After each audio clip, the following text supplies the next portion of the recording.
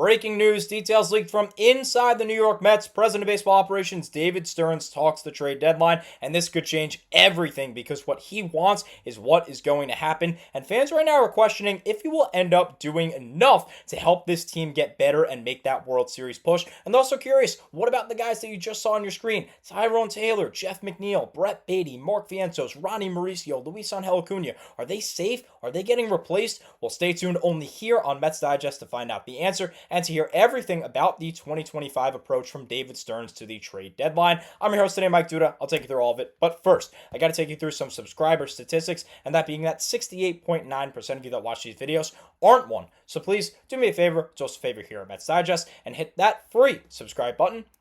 That way we can bring content to you about the amazing. So without further ado, let's go ahead and dive right in. And we're going to start off with the top prospects, the top position player prospects, who according to Stearns are likely not going to see the major league level this season, which is good. I think that's good news in terms of them not leaving, because Stearns is not trying to rush them to make them seem like, oh, look at the big news around them, maybe I can get more from these prospects. No, he's going to take his time, he's going to let them develop in the minor leagues, and I think he's going to hold on to them and he's going to bring them up when the time is right. So I think this is good news in terms of not getting rid of, in particular, number one prospect in our system, Jet Williams, and number three in Carson Bench. As David Stearns says, it's unlikely that any of the Mets position player prospects, like Williams, like Bench, who will both be studs, by the way, in my opinion, will make an impact on this year's team, 2025. He said, quote, more likely than not, it's the grouping that we've seen here.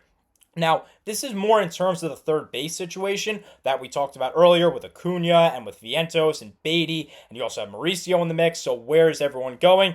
That more comes to that point. Are the Mets going to actually trade for a third baseman? Are they going to trade any of these guys? We'll get into that a little bit later, but for now, know that the top position player prospects are likely not on the move. But don't take it from me, take it from the experts themselves. We're going to start off with Mark W. Sanchez of the New York Post, who's going to narrate how the trade deadline usually plays out with the media and with fans. He says, quote, sometimes top executives of teams publicly skirt around their trade deadline plans.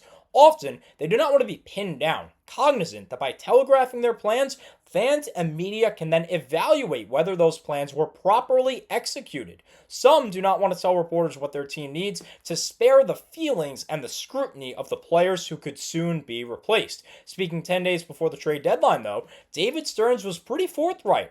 Bullpen help is needed and likely on the way. Now, is Stearns going to go out and make this great trade, this insane trade to go out and get this massive bullpen arm? Well, probably not. He's going to stick to the way that he is. As he says, quote, I try not to look at it as the size of the splash. I think that can get a little dangerous this time of year.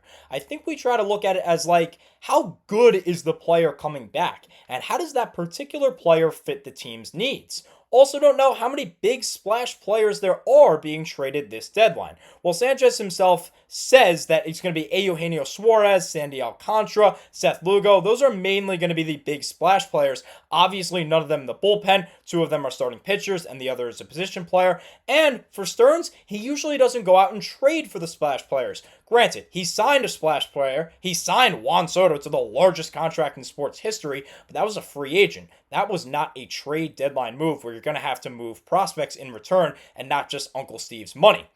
So, with that, Sanchez goes on to talk about last year's acquisitions from Stearns at the deadline, and he says that in his first and only deadline as a New York Met general manager, he went out and got Jesse Winker, Paul Blackburn, Phil Maton, Ryan Stanek, Huascar Brosman, and Tyler Zuber. None of those guys are splashy. Maybe you can say there's a little splash behind the Jesse Winker trade, but that's more just fans love him or hate him, and he's got a lot of publicity. So none of those were splash moves, and the experts don't expect Stearns to make another one this year, which I think is fine. He's going to focus on the bullpen, and that's exactly what he's going to talk about. Now, he said, quote, we've been hit with injuries in the pitching staff. I think specifically the bullpen, and so we will be active there. I think providing our group some reinforcements in the bullpen would be great.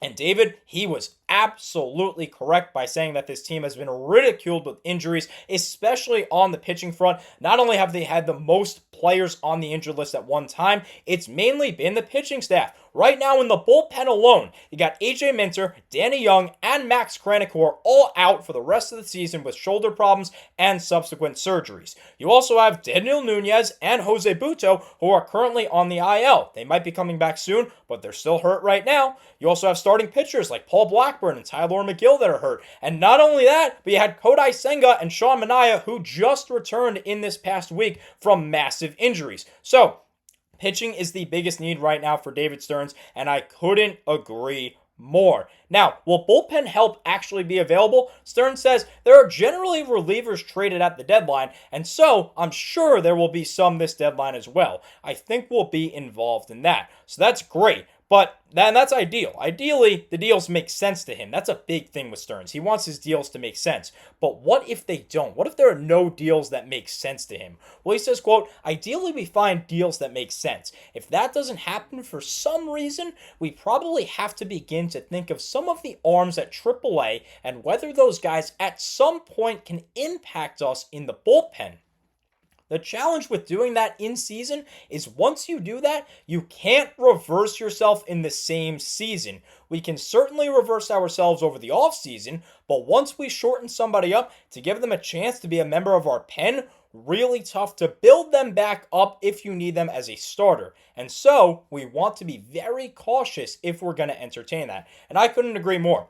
Not only in the sense of if you call up a starting pitcher and you say, all right, you're going to be a bullpen arm, you're going to go from throwing 85, 90, 100 pitches a game to now down to 20 to 30 pitches every day instead of every fifth day or maybe every other day because you're a bullpen arm. That's a lot different than being a starting pitcher, and that can really mess with somebody, and then it can make their mentality be more of a bullpen, and then it's harder to build them back up as a starter. Look at Clay Holmes. I think he's the perfect example. Always a bullpen guy. Now he can't really find his way in the sixth inning. He's basically a 5-inning pitcher. He only pitches for 5 solid innings, and then he gets tired. You don't want to do that with any of your top prospects like McLean, like Sproat, even like Blade Tidwell. So that's why Stearns is going to be cautious. And you also have the aspect of signing them. You also have the aspect of options. You have to waste an option if you're bringing someone up, and it's already the end of July. You don't really want to do that. You'd want to wait until September call-ups ideally, and then see if they have anything, and then obviously they get called back down if the Mets make the postseason.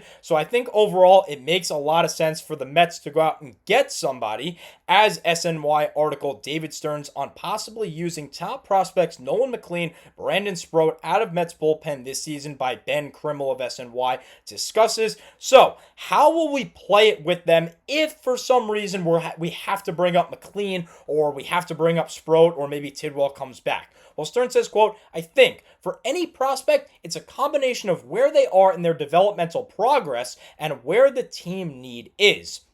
Both those guys over the last 3 weeks have taken meaningful steps forward in their development, and I'm excited to see where it goes from here. And if there is a need, I think either of those guys could be ready over the next couple of months. So that's a good thing. Overall, it's good to know that you do have that backup if you absolutely need it, but I don't want to rush a prospect. I'm with Stearns on that thinking. I think right now you've waited long enough. You've gone through so many different spot starts where we've had bullpen by committees or Blade Tidwell taking 2 or 3 starts. I don't think it's worth it to bring up a guy like McLean or Sproat, especially because Brandon Sproat right now is starting to find himself in AAA. He's starting to pitch really, really well. Statistically, it's not just, oh, this guy has very, very high potential. This guy's advanced metrics are really good. No, he's actually pitching well statistically. So that's what Stearns thinks on the pitching front. We're going to go out and get a lot of bullpen arms. Hopefully, that's what he did in 2024. He went out and got 5 bullpen arms. 5 of his 6 acquisitions were pitchers. I know Paul Blackburn's technically a starter, but the Mets use him in the bullpen as well. So it's 5 out of 6 guys that were arms.